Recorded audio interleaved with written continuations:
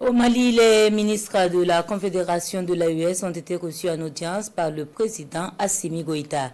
Ils rendent compte des conclusions de leurs travaux sur la mise en œuvre de la feuille de route de la présidence.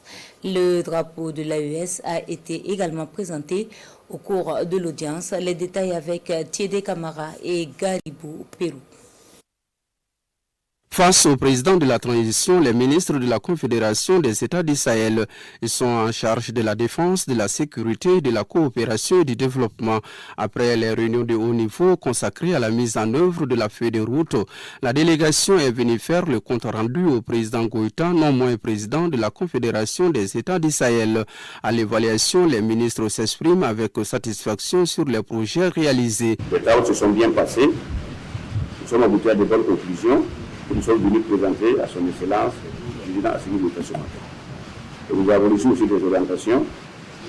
Et la quintessence des orientations, c'est qu'il faut qu'on aille vite, qu'on soit pratique et pragmatique, et que ça ne soit pas des mots. Il faut que sur le terrain, beaucoup de choses se fassent. Et la consolidation de l'espace AES, la structuration, la confédération des États de l'AES, de sorte à garantir l'indépendance, la souveraineté réelle du pays. Orientés vers le progrès et la prospérité, les pays de l'AES veulent aller vite, c'est-à-dire avancer sans perdre du temps, préservant l'unité supérieure des populations de l'AES.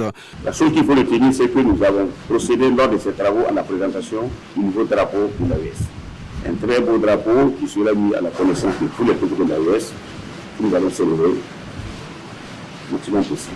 Ici, les semaines à venir, les mois à venir, c'est de se réunir en commission avec les membres, enfin avec les pays de la CEDEAO pour arriver rapidement à des négociations et tirer des conclusions pour la poursuite, la consolidation de notre espace AES et de la Confédération des pays de l'AES et de mettre en pratique beaucoup de mesures pour arriver à des résultats probants.